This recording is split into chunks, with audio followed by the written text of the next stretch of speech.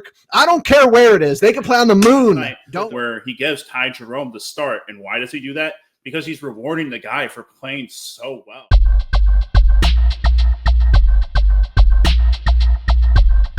Cleveland faithful, welcome back to the Cleveland Pulse YouTube channel. My name is Jeffrey. This is my co-founder, Justin.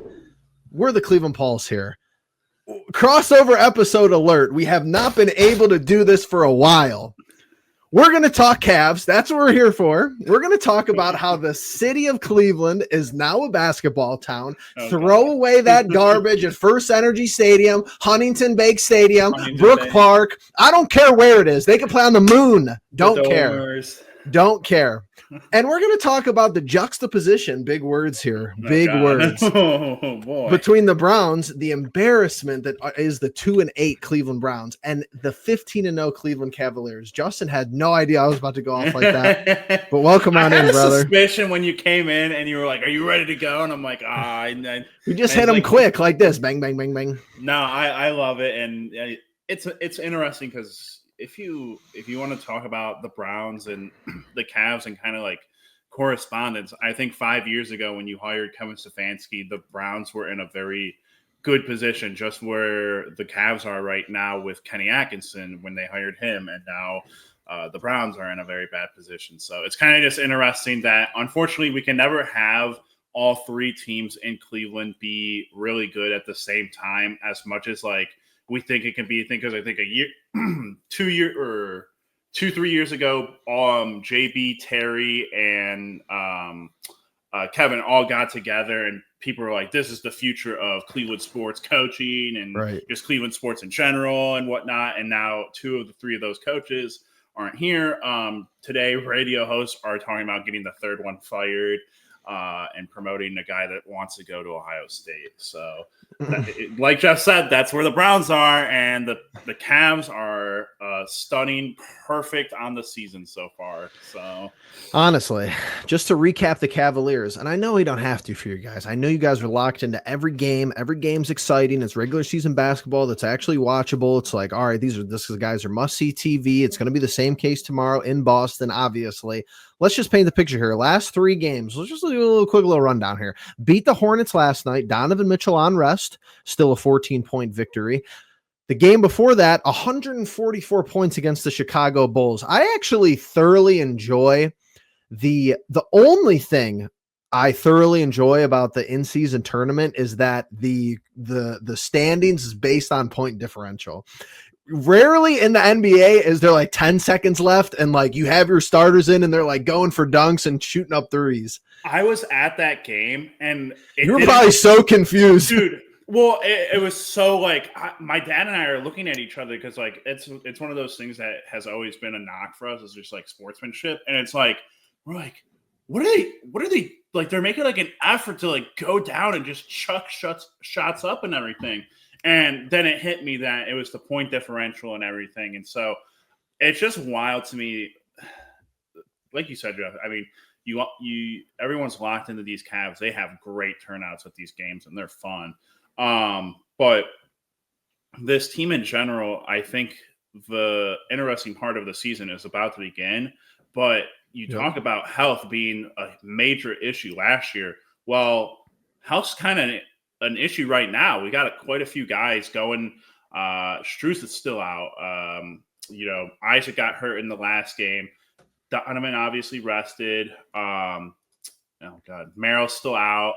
Some illness going around. Wade's been sick. Mobley's been sick. Yeah, so it's really interesting. But this team has responded so well. And listening to Kenny Atkinson talk, like I think as a professional coach, no matter what, most of these guys are really good at talking and covering up things for what they might not be and what they are. Like JB talking about issues and everything in the offense and whatnot. Like he can cover those things up, but then you come into this year and you look at everything that Kenny Atkinson says, and not only does he say it, but he does it. And he does it before he ever says it, like last night, where he gives Ty Jerome the start. And why does he do that? Because he's rewarding the guy for playing so well. Like, what? Like, I have just like never seen or heard those type of things like actually done out here in Cleveland in this way. So very refreshing, and just like, again, in terms of just talking coaching, it's been one of those things that has been eye opening.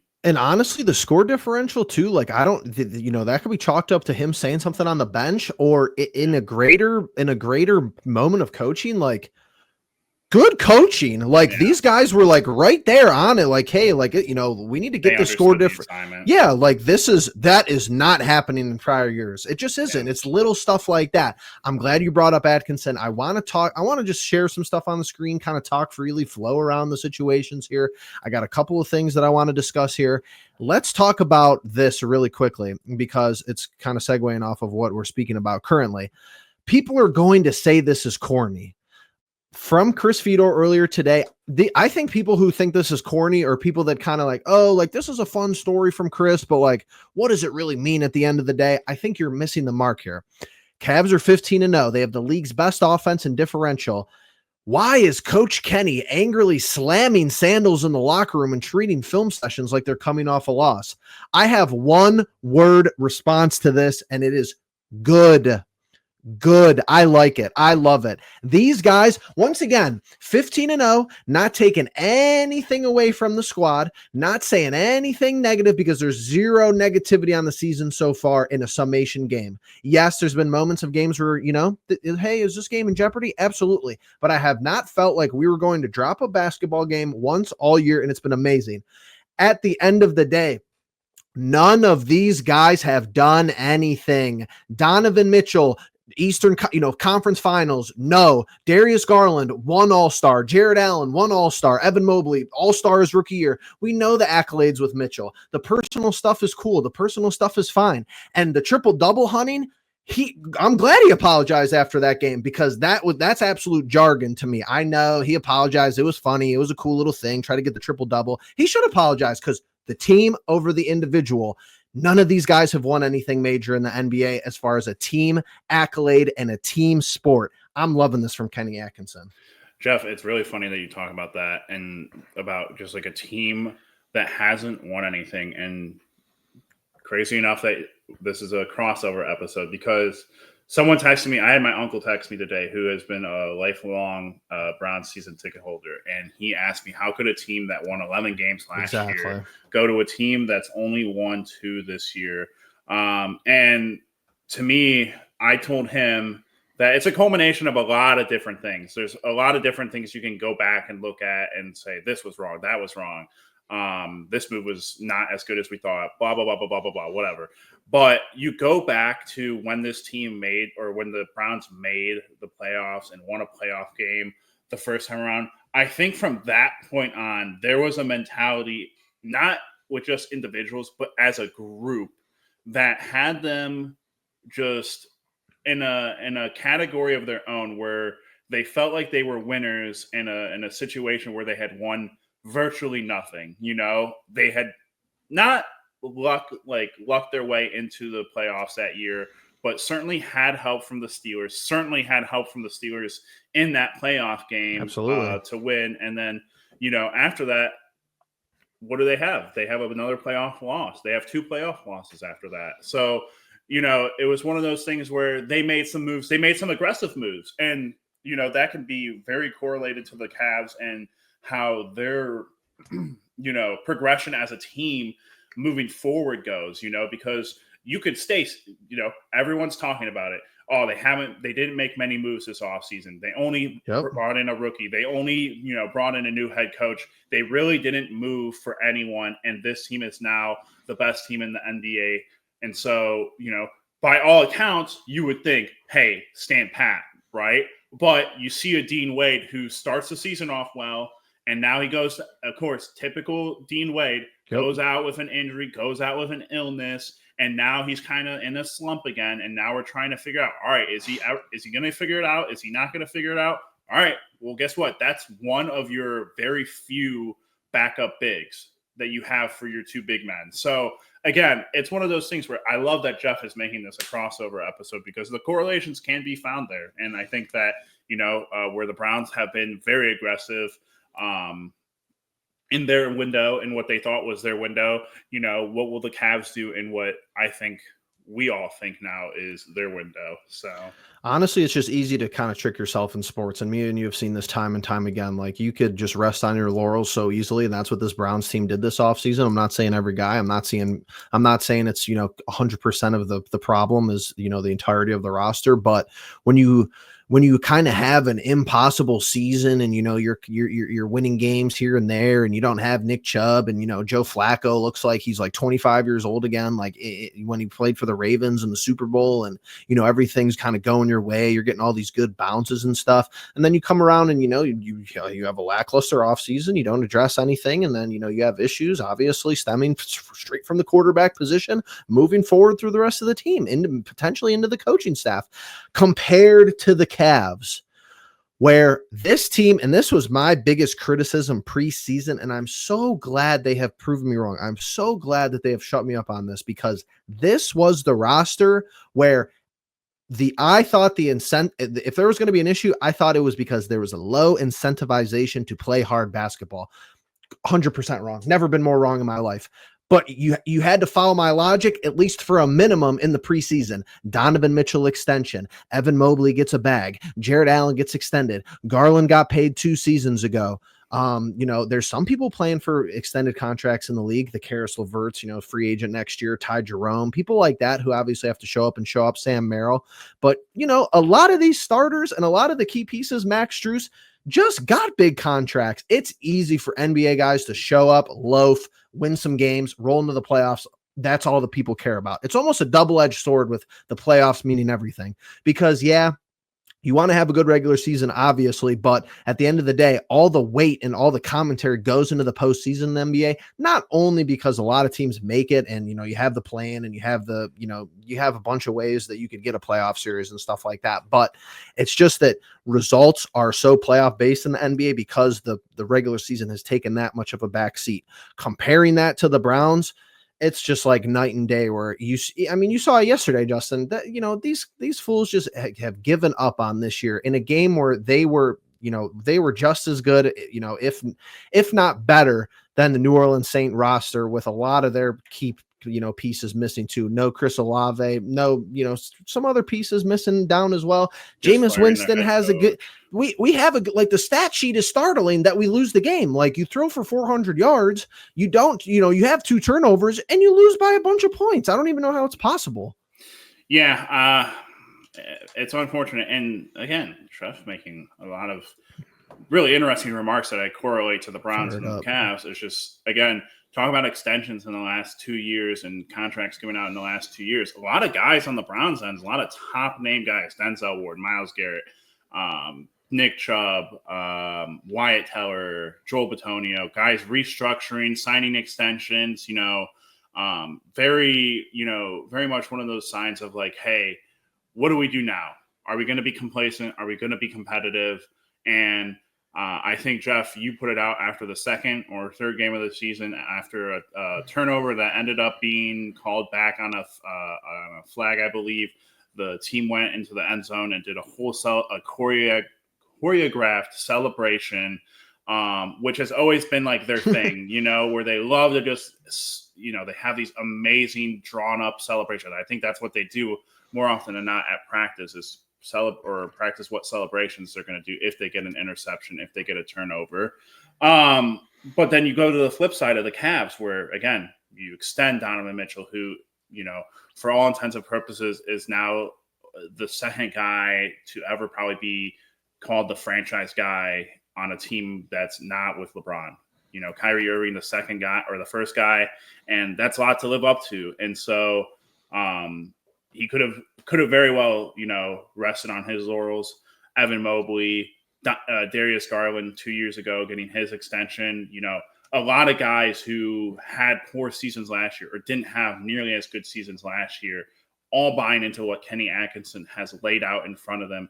And what is very interesting is that with how these rotations work, and I think I've told maybe not you guys, but a couple of my other buddies, that none of the players on this team are going to win major accolades because the splits and the percentages and the overall statistics will never lean in their favor the way that things are going. But the way Jeff talked about Donovan apologizing for going for the triple-double, putting the team above everything else, that is what is happening right here, where the team has put themselves above the individual and has exceeded.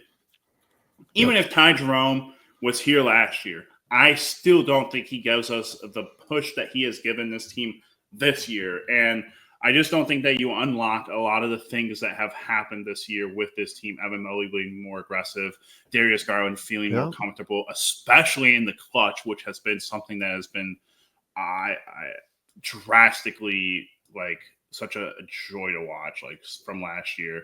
And so, again, it's interesting how a coach can really get a group of guys to buy in and change almost an entire identity of a almost identical team from last year. Absolutely. And honestly, I'm going to show you one more tweet here, and I want to hear your genuine reaction to it. And then we'll just go to Cavs predictions for the rest of the week. We have a big one tomorrow. Absolute craziest regular season matchup I could think of maybe in the last 8 years for this Cavalier team tomorrow. But I put this out Sunday. Got dragged up and got a lot of interaction, but got a little bit dragged up and down for this. I'm just curious to hear your thoughts. I put out at some point, and people I don't think understand when you tweet mid-game. I'm tweeting based on reactionary of literally what I'm looking at sometimes. This is when Hopkins literally when Hopkins was Hopkinsing around. That's all I could even describe it as. At some point, you have to feel bad for Kevin Stefanski. This roster is littered with frauds who can't even perform their basic job duties. How do you feel about this? Agree or disagree? I completely agree, because when you talk about when this point of the tweet happened last year, Hopkinsing, however you want to say He's it, a stud. It was drilling Literally. 40-plussers, 50-plussers. 50-plussers, yeah. I mean, he could have been the MVP of the team last year. Literally. With games that were won with PJ Walker and DTR. Again, I think what Jeff is trying to say here is that what I said at the beginning, this is almost like an identical team, not an identical team, but kind of similar to the Cavs, where they did a lot of re-signings. They just drafted guys and brought them in and kind of, replaced backup players, role players and whatnot. Never really went out and got a huge name. Kevin Stefanski is a 2-time head coach of the year. The first time around, he took the team to the playoffs. Okay, I think that's undoubtedly he took a quarterback who had an enormous amount of turnovers, made him one of the most accurate, least turnover quarterbacks of the year that year, and then again took a team with a starting quarterback who, as far as I'm concerned, in his tenure here, never played to that caliber. Maybe once, maybe twice. And proceeded to play an XFL quarterback and a rookie quarterback in that season, get 11 wins, and then call a quarterback off the couch at 37, 38, some years old, and make it to the playoffs. Unfortunately, kind of get blown out in the playoffs because said quarterback also gives up 2 pick sixes, which, again, hands on knees for Kevin Stefanski there. I know what Jeff's talking about. You just watched when – he's calling a good game. And unfortunately, where I laugh because, it's one of those things where I've talked to Jeff about coaching in the past and quarterbacking in the past with rookies and whatnot. You give Kevin Stefanski to the Bears, and with that roster that the Bears had right now, I'm sure they're in a very good position and probably in the playoffs in that division. But because of the coaching over there, they stink. The coaching over here, I think what people don't understand is the record might say, yes, this year Kevin Stefanski and the Browns are very bad. But I think you also just have to understand that it's a culmination of a lot of different moves from, I think, an organizational standpoint. I think you kid yourself if you think Kevin Stefanski and Andrew Berry are the only people in those meetings ever. And that they have 1,000% control of every move that is ever made ever. Now, of course, they have huge hands in it, but Right. We know that in the NFL, organizations are owned by individuals and their partners and whatnot. Sometimes those individuals get very handsy, and we know that ours are one of those owners. And who knows? But as far as I'm concerned, I think Kevin Stefanski, since I've been alive, probably is the best coach that has coached the Browns. And this idea that you want to promote the guy that's, he was a former head coach. He's never gotten it done. As much as I like him, as much as I like Mike Vrabel, Right. I'm telling you that if I'm insane, his mindset is 100% watching the Ohio State position, because I agree. He wants to be the next Ohio State coach for the next decade, 2 decades, if he could be. And then if after that he wants to come back to the NFL, maybe. But again, why? It's kind of like the Myles Garrett talk. Why get rid of a guy who, as far as I know, he signed the extension for better or for worse? He wants this job. He wants to be here. He wants to make this team good. It didn't work out this year. There's a lot of teams saying that this year. Look at Cincinnati. If you're a Cincinnati fan, the year-to-year league, you're probably really upset because not only are you guys losing games, but you're putting up like massive numbers in those games. Yep. You're actually good. You're just getting jobbed. Like, we're not even good. Yeah, you got to be looking at what's happening with like the Steelers and being like, how are they just scratching these out, Every just game. doing this? And you're over here tossing Jamar Chase 2 touchdowns and T. Higgins over 100 yards and losing games. Like I look around I look around the league and try to analyze things as best I can, and it's just like an off year. Like I was the biggest Aaron Rodgers to the Jets guy in the world. They look like poo-poo. They're really bad. And they have 2 really great wide receivers, and they can't get those guys the ball like in consistent ways. And it's like, very similar OBJ, Jarvis Landry. Like it's just one of those things. It's a year-to-year league, like Jeff's saying, and consistency is tough. Like the only guy who's ever been this consistent is probably Mike Tomlin, and that's he's been very mediocre in that sense when you talk about going to the playoffs, 8, 9 wins. Yep. But you keep those guys around. Why? Because they get you that far. But, it does pay to get one eventually. So I think, to make a long-winded story short, I think you got to hold on to Kevin. I think you got to just believe that he's had the bones here. Whether, again, this team wins any more games, they lose more games purposefully.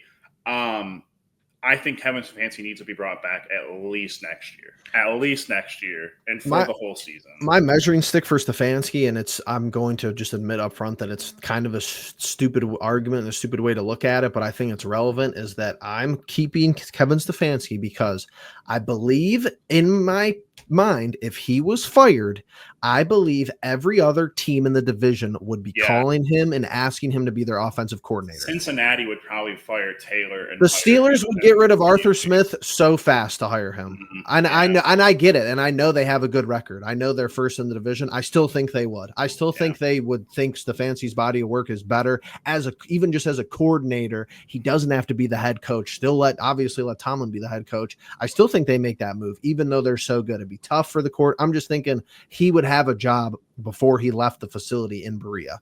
That's what I'm thinking. Let's move to Cavs predictions. We have breaking news here. We have slight breaking news. Logan has predicted a Cavaliers loss. In the text thread, in the Cavs encapsulated text thread. He said we're going to lose to Boston. Wow. Win against the Pelicans and beat the Raptors.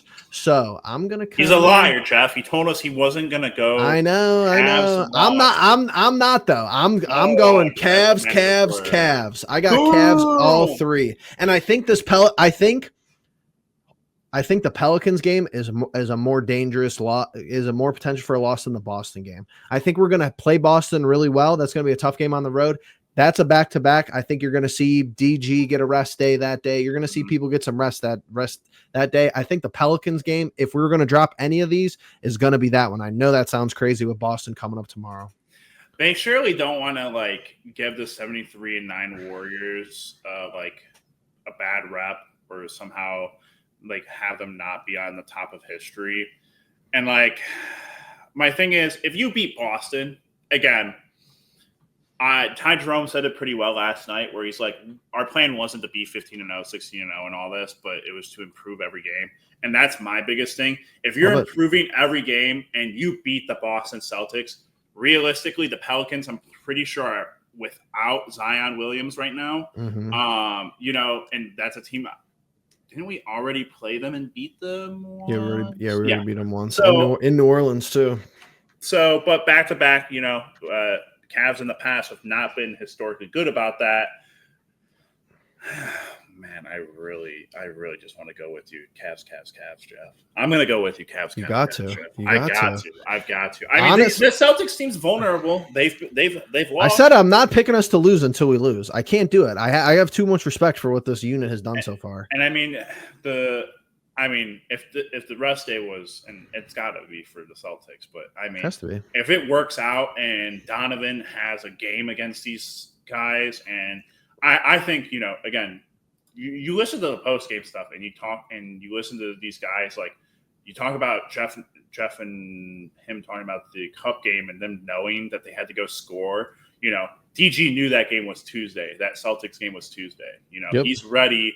They know. They have it circled. They know from last year who they are and what they meant to this team. So I'm very excited. I think Cavs is – I think you're right that we could probably drop a game that's not the Celtics game and be upset. But if we beat Celtics, I'd probably be okay with one of those two being a loss. So honestly, how absolutely epic would the NBA record books look? And this is a long way away. We're only 15 games in, but how epic would the NBA record books look if not only did we somehow beat Golden State's regular season record, and we replace them as the best regular season record, but also their best winning their highest, winning total for a season was thwarted obviously by the 3-1 comeback in the finals. So there's a long way to go, but there's some epic storylines. I mean, the whole league's following it. It's good. It's good controversy for the league. In order to tie them, you'd have to beat Boston again.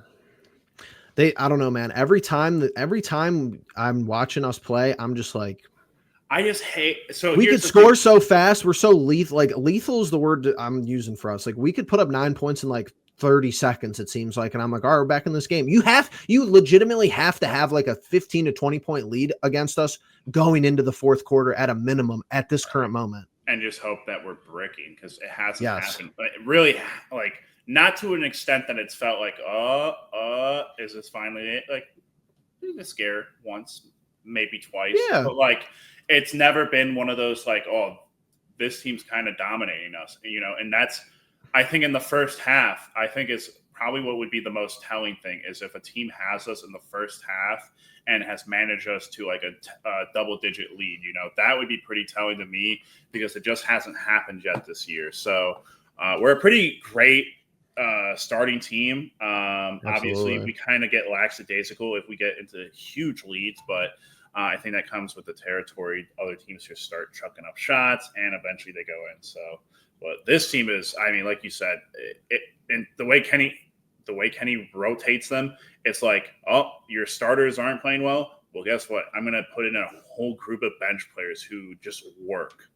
Like, are you for real? Literally. You're down, and you're doing this. Are you for real? And it works. I mean, just insane things from Kenny Atkinson. I mean, unreal. Well, I'm going to name this upload, The Browns Make Us Sad, but the Cavs Make Us Glad. So yeah. Here we are. Good stuff, Justin. Absolutely. Cavs basketball going to trudge forward. Browns mock drafts will be around the corner here in about 5 minutes. So Cavs, Jeff. Yeah. We're in the group stage of the IST. Game, of the IST. What do you think of this year's court? And along with that, what do you think of the blue court? All right, I'm gonna be honest. I'm in the minority here. I don't really like the court. The cup court. The cup court? No, I don't really like it. Really? Compared to No. last year's? Yeah, I think last year's was bad. I don't love the city edition court. I don't love the city edition court. And here's the thing. I thought it was going to be the first quarter of that game. I was having a hard time looking at it. It like grew on me a little bit and I like got used to it. But the red, it was just so aggressive. Like they're not bad, but I don't know, man. Here's my issue. We look like UNC. We look like UNC light last night. Yes. I mean, why are we the UNC Tar Heels? That's exactly. But what kills me, and me and you are both going to agree, what kills me is that why take the Navy away to go to a light blue? Exactly. That's what I can't get. I can't get away from all the other circumstances. Like. You know what I can maybe even get behind a little bit is why is there no Cavalier orange in the city edition stuff a little bit just on the trim or just on the baselines or whatever, like it'd be amazing. Here's the BS of it all. I think that at the end of the day it's just Nike being like, all right, hey guys, we have the NBA season coming up. Here are 3 of you, get in a room and make 10 jerseys each, and like they're like, all right, we'll start with the top of these teams. So you have them like randomly generated. And then the Cavs are at the bottom more often than not. And they get like the worst idea because these dudes are burnt out.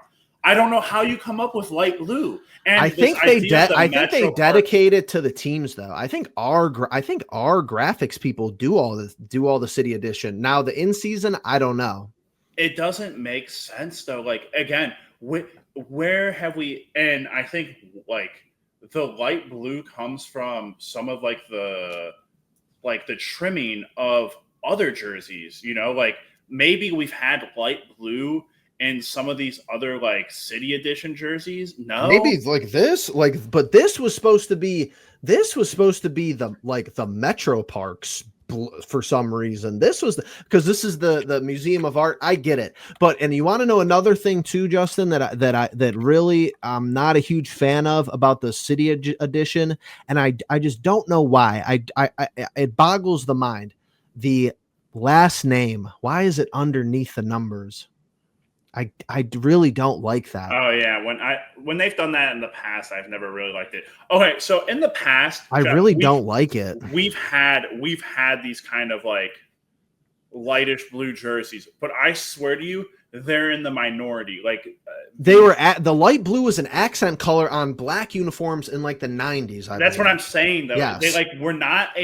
They've never been a primary color. Doesn't work as the primary. And that's my thing. It's like, where did you if you're pulling it from that, I'd rather you be like, oh, we're gonna use the actual retro jerseys because other teams are doing that. They literally just have like the Raptors literally just have throwback unis that are the red ones are so much better.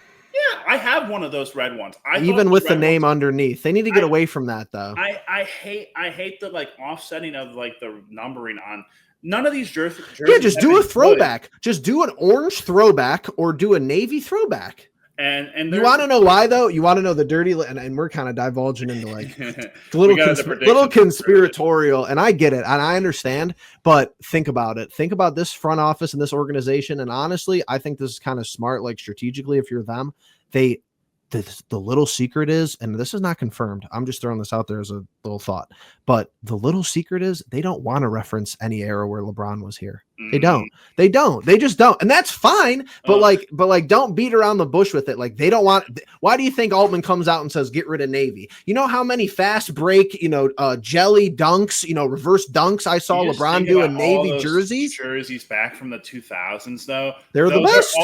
They're literally the best outside of like, maybe like super old. Any jersey that makes Larry Hughes look like a formidable hooper is a really elite jersey. I had Eric Snow out here looking like swagged out in these jerseys in the middle 2000s. Like, how is it possible? The jerseys since Bron left have just been awful, and when he came back, they weren't much better. Except for the All-Star year. Which yeah. Yes, except for the All-Star year. Our All-Star year. And we had 3 All-Stars that year. Take notes. Bro, Yeah. Oh, Gosh. I mean, Jeff, you know us. We're the merch guys, so we have to get I into know. that. I haven't bought any Cavs merch, and they'd be like sending me coupons, 15 wins in a row, get $15 off. I'm like, all right, like, right. but once again, the supplementary stuff on this drop, like the bomber jackets and the hats, are cooler than the jerseys. It's happened the last 2 years. Happened. I didn't buy a jersey from last year. I bought this. Right. It's cooler. It's cooler. And the All-Star stuff, obviously, when the All-Star stuff's in town, you got to open up the wallet because there's. I wonder what's going to happen. Look, you're wearing it right now, but this. Oh yeah.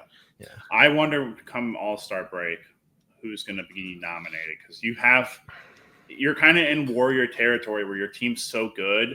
Do you have 3 guys that get nominated and make it? You might get a lot of votes though, because you're in the spotlight. Your notoriety's high. You might get a lot of Donovan Mitchell votes and Darius Garland votes who aren't Cavs fans because we have such a good record. That's the only interesting thing, because I don't know that Darius Garland's ever going to have that kind of hold on the NBA fan, because I think people just associate him as like the second man to Donovan Mitchell. Ty Jerome, All-Star reserve, needs to happen.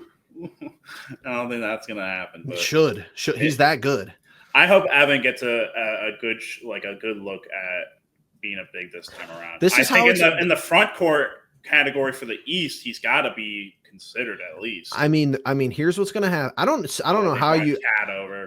They're going to somehow skirt around how nobody's really, leaps and bounds ahead. They're not going to give us any MVP discussion. I don't know why. I don't know why you don't have Donovan Mitchell like 1 in your ladder. And I get it. It's kind of a fake word anyway.